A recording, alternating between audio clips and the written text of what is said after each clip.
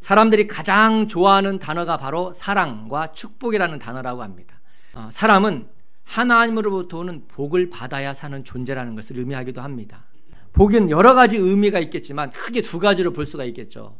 첫째는 영적인 복, 두 번째로는 육적인 복이 있을 것입니다. 영적인 복은 우리가 잘 알고 있다시피 우리의 죄를 용서하시고 구원하신 그 축복, 이 육체적인 축복은 우리의 삶의 필요를 채워주는 축복, 이것을 이야기합니다. 우리가 오해하지 말아야 할 것은 이 육적인 축복은 하나님이 주신 것이 아니라거나 부정적인 생각을 가져서는 안 된다는 것입니다. 하나님은 끊임없이 이 축복이라는 것을 이야기할 때 영적인 축복보다는 육적인 축복을 주시면서 영적인 축복, 하나님 나라에 대한 축복을 이해시키려고 했다는 것을 우리가 알아야 합니다. 오늘 성경에 등장하는 성령 인물들을 한번 자세히 살펴보십시오. 가난한 사람들보다는 부유한 사람들이 주류를 이루고 있다는 것을 우리는 금방 알 수 있습니다. 우리가 믿음의 조상 그러면 누가 생각나죠? 아브라함이 생각납니다. 하나님께서 믿음의 공동체를 만들기 위해서 처음 불렀던 사람이 누구냐면 아브라함입니다. 이 아브라함은 318명의 군사를 거느릴 정도의 부유한 사람입니다. 우리가 알 수 있는 요셉이 하나님께서 국무총리로 그렇게 올려 세우셨고, 다윗은 한 나라의 왕이었습니다. 우리가 잘 알고 있는 솔로몬은 당대의 가장 부유한 자고 지혜로운 자였습니다. 구약시대에 대부분의 이름이 등장하는 주요 인물들을 보면 대부분이 왕들이었고, 또한 지식인들, 또한 이런 목회자와 같은 선지자였다는 것을 우리는 금방 알 수가 있습니다.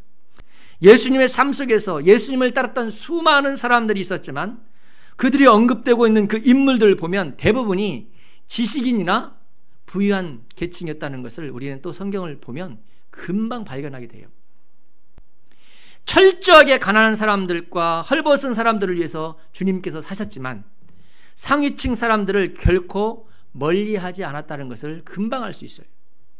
심지어는 예수님을 심판했던 그 빌라도의 아내, 그 아내와도 서로 소통하고 있었어요. 십자가에서 돌아가신 이후에 자신의 준비했던 무덤을 내어줬던 아리마대 요셉, 이 사람은 정치인 아닙니까?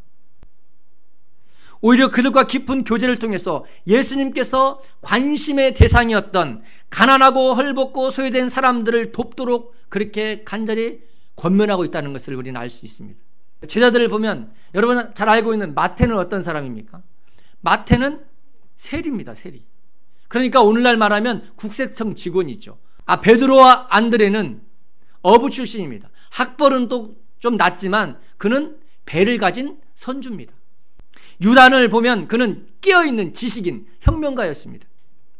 성경은 다양한 계층의 사람들과 함께 그렇게 하나님께서, 예수께서 교제하고 소통하고 있다는 사실들을 우리에게 보여주고 있다는 것입니다. 루디아는 사업가 아닙니까? 마가는요 120명이 들어갈 수 있는 다락방이 있는 석조 건물을 가진 사람입니다. 사도행전 13장에 보면 안디옥 교회의 리더십에 대한 이야기를 하고 있습니다. 그곳에서 언급하는 사람 중에 한 사람이 있는데 바로 마나엔이라는 사람이 있습니다. 이 사람을 뭐라고 하냐면 헤롯의 젖동생이라고 얘기합니다. 그러니까 뭐예요? 왕족이에요. 이 바나바는 뭐라고 얘기합니까? 그의 밭이 있음에 팔아서 그 값을 가지고 사도들에게 드렸어요. 이 사도 바울은 로마 유대인으로서 로마 시민권을 가진 사람이에요. 리더십들의 다양한 계층들의 사람들이 있었지만 실질적으로 리더십들을 가만히 보면 물질적인 축복들을 받았던 사람인 것을 우리는 알게 된다는 것입니다. 그러므로 육적인 축복도 하나님의 은혜요, 하나님의 축복인 것을 믿으시기 바랍니다. 축복을 받아야 나눌 수가 있기 때문에 그렇습니다. 그래서 먼저 체험이 필요한 거예요. 그래서 주님께서는 589번이라는 복이라는 단어를 써가면서 하나님께서 너에게 주신 그 축복들을 받으라고 얘기하는 것입니다. 이 축복들을 언급할 때 하늘의 축복만을 언급한 게 아니고 오히려 이 땅에서의 축복들을 더 많이 언급하셨어요. 하나님께서는 이 땅에 있는 축복을 통해서 하늘의 축복을 설명하고자 했던 것입니다. 초대 공동체의 특징이 뭐냐면 가치관의 변화입니다. 이 축복이 나만을 위한 것이 아니라는 것을 깨닫는 거예요. 그래서 이 축복을 하나님의 영광을 위해서 쓰임받기 위해서 기도하고 그렇게 쓰게 된다는 것입니다. 어떤 일을 할 때 은혜 받은 사람은요 하나님의 교회를 알아 다 합니다. 하나님의 은혜를 받기를 주로 축원합니다. 하나님의 은혜를 받아야 물질이 나누어지고요, 물질이 흘러가는 거예요. 오늘 우리 모든 성도는 그 누구도 빼놓지 않는 하나의 큰 축복을 받았습니다. 그게 뭐냐면 바로 구원이라는 축복입니다. 이 구원의 축복은요, 우리가 받았기 때문에 이것은 나눠야 돼요. 이 구원의 축복을 나누면 나눌수록 이 구원의 감격과 은혜가 더욱더 충만해지는 것입니다. 그래서 전도를 해야 돼요. 하나님이 함께하는 사람은 하나님의 구원을 나누는 사람이라고 약속하고 있어요.